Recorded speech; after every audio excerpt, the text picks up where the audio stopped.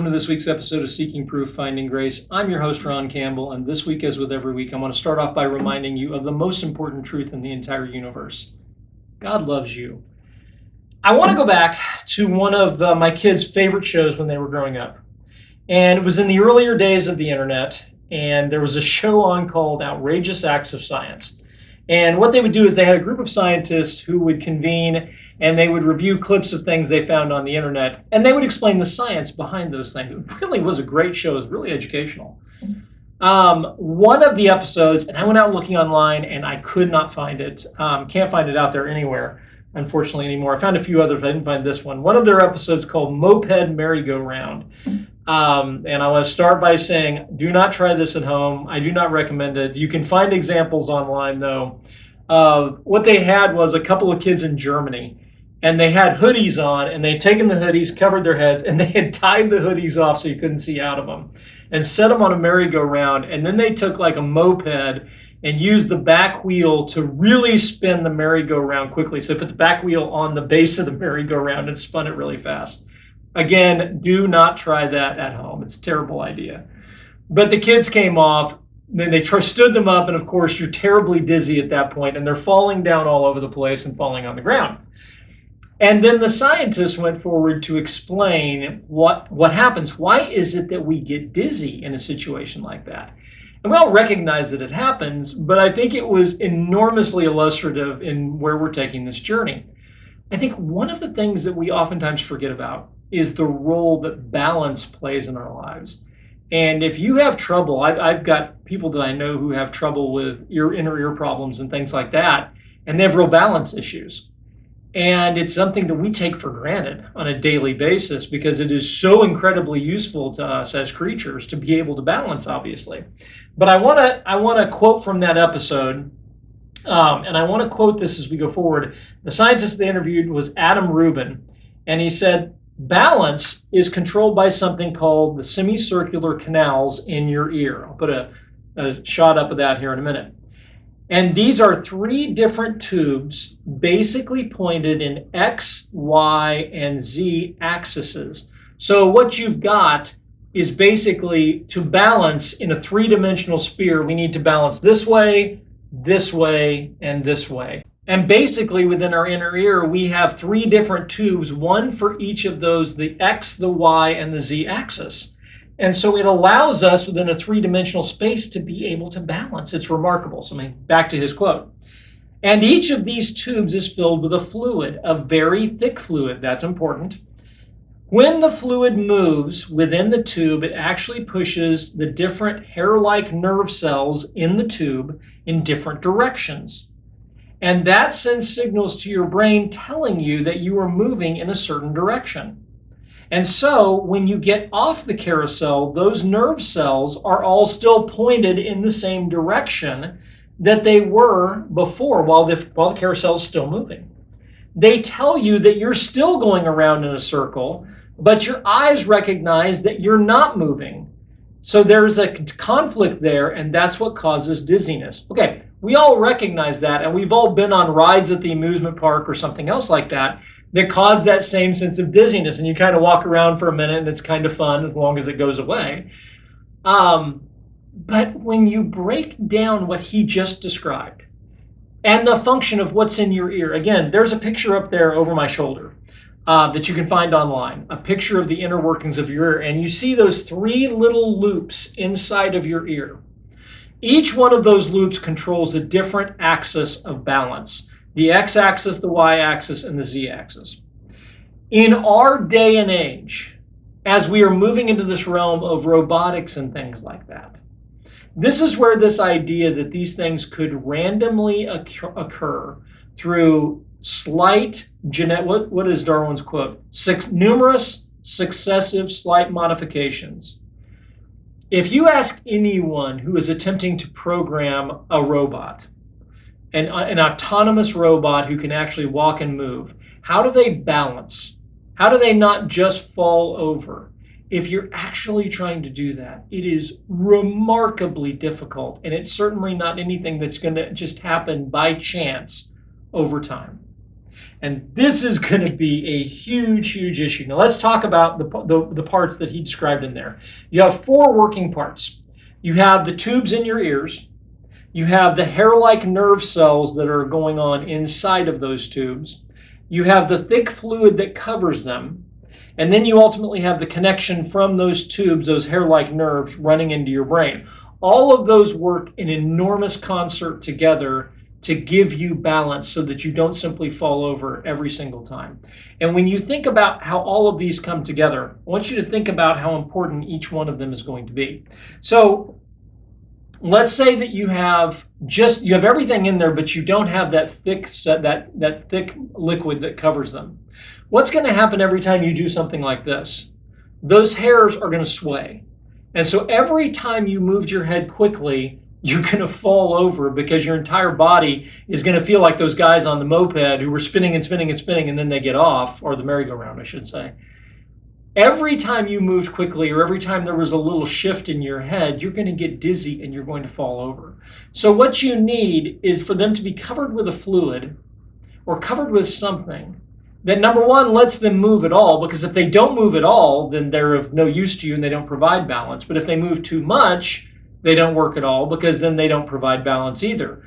What you need them to do, this is the Goldilocks principle: not too hot, not too cold, you need just right. Not too much, not too little, you need just right. And if we are to start saying random mutation could have done that through luck, the problem is you've got to have the entire rest of the mechanism there first. So before you ever get to the point of those hair-like nerves that give you those signals, sending them to your brain that ultimately provide the idea of balance, you've got to have the X, Y, and Z axis in place, because let's be honest, it's a whole lot less useful unless you can balance in the full three-dimensional space, because that's where we live.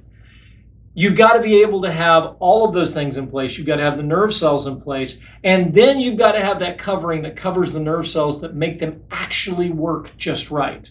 And really, the degree between working just right and not working at all is an enormously small window. If it's wrong at all, if it's just regular fluid, it ultimately probably runs out of your ear and you don't gain anything from it. If it's too hard, they don't move. If it's too soft, they don't move.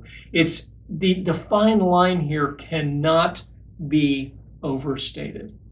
All of these working parts, and every one of them is a working part, all three different axes, all of the nerves and the fluid covering them. And then most importantly in all of it is actually the connection into your brain, and your brain being able to decipher the information that's coming to it. All of those four working parts have to work flawlessly together. Random mutation is not going to explain how they could have possibly come into being. Again, I understand how you could say, well, we have nerves. Great, we have nerves. And those nerves are sending signals. And we can see light sensitivity in certain creatures. Yeah, we're not talking about that. How is it that you explain balance? Because again, just like what we've had before, on top of Mount Improbable, for Richard Dawkins' example, is the idea of balance. And up there are three perfectly functioning semicircular canals with this enormously complex mechanism. How does the creature understand the need? He desperately needs it, because the idea of evolving legs or arms or anything else to help us move really doesn't help us a lot if all we do is fall over. So you can evolve legs all day long, but if you can't walk, and let's be honest, if you can't balance, you really can't even crawl well. How are you supposed to evolve the ability? Motion is controlled in many cases by our ability to balance. So without legs, okay, with legs, what does that gain us if we can't really balance? It gains us a little. But the gain to be had here is a concept that is so obscure without it. How does it ever begin an evolutionary process? Balancing. My goodness, we take it for granted. But without it, the difficulty is just off the chart. So our first problem in all of this, obviously, is going to be, how do we start the journey at all? How do we even begin the journey to get there? And random mutation is not going to be able to explain those complex, even though there's only four of them. This is in many cases fewer working parts than you have in a mousetrap. But oh my goodness, are they important to us. So how does random mutation begin the journey to the top of Mount Improbable if this is what's sitting on top of it? The concept is it's just obscure. The working parts, while there aren't many, are incredibly well designed for one thing and one thing only: balance. They function to give us balance. And without any single one of them, we fall over. It doesn't work. There is no partial balance. There is malfunctioning balance, and it makes life very, very difficult. But you're not going to even get to malfunctioning balance. Again, let's say you do. Let's throw on the table. Let's say you get to malfunctioning balance. Let's say you get, you got two axes. You got an x-axis and a y-axis, and the other one you just figure out. How does your body actually add on another one? How does that happen with random mutation? Is there ever a situation where, how does random mutation account for the first axis, the x-axis, let's say? How does random mutation account for that? Because the thing is, it's not just enough to have the tube. It's not just enough to have a nerve sending information. You need a tube filled with the nerves, filled with the fluid that lets the nerves send useful information. Because honestly, let's say you've got a section of nerves and they start to evolve in a tube and they're sending information to the brain, but there's no fluid covering them. What happens every time they send information? Creature falls over. That's not useful, that's harmful. Do you wait? Do you have like a nerve and it's covered with the fluid and it doesn't exist in the tube yet, so it's just sending random information to the brain about balance? How is that of any use? And how does that eventually start to evolve in one of the tubes that allows you to balance in first a one-dimensional space and then a second and then a third? You can't come up with a scenario where random mutation is going to allow for this, because you need all of those parts working together in perfect concert, sending useful information for balance to get you there. And unless it's all working partially doesn't cut it in this case. There's not a path where you could say, well, we start with the most simple balancing function. What would that be? Number one, how would you get there? What would that be? And how does that eventually, through random mutation and natural selection, get you to an X, Y, and Z axis, balancing you perfectly in three-dimensional space? It can't. It just simply cannot. And this is going to be the problem over and over and over again. And this is why Darwin's theory cannot touch these things. While it does, again, it explains very well how one dog species can be bred into a different dog species. Totally understand that. But numerous successive slight modifications only work to something that is in existence. And random mutation cannot explain our more complex body parts. And in the episodes upcoming, we're going to talk not only about the body parts, and once we get done looking at that, we're going to talk about systems within our body that it just can't remotely touch. So this is going to be the problem that we have going forward. And this is why I get so passionate about this. You are so well designed. You are a marvel of creation, of intelligent design. That is the only explanation for everything that's going on inside of you. And let alone the ability to comprehend and understand what we're talking about, the consciousness to be having this conversation that random mutation and natural selection just have no ability to get at. So this is going to be what we see going forward. I wish we could find that video online. I'd love to put the link out for you, but I can't. Again, strong recommendations. Do not try that at home. But when you look at this, we all understand this, and it's so easy to point a finger at and to grasp. And yet over and over and over again, we just take for granted that all of this complex stuff we have going on could just happen. And you are much better designed than that. You should be way more impressed with you. And that is something I hope we can all agree on as we go forward. So next week's episode, we're going to start talking about all of these body parts and how they come together. And we're going to use a very practical example to try to get from animal A to animal B. Because we started talking about all these body parts. But how do you go from a land creature to a bird, or a fish to a land creature, or something like that? When you start looking at all of these things, how does that happen? We'll probably make that jump next week. I might put in one more example of random mutation and natural selection, this whole idea of irreducible complexity. But we'll see what the next episode looks like. I want to plan that one out a little bit more before we jump into it. Thank you so much for joining us this week. I hope you enjoyed this week's episode. If you did, I hope you'll consider hitting the like button for the episode, the subscribe button for the podcast. As always, you can find our podcasts on YouTube, iTunes, and Spotify.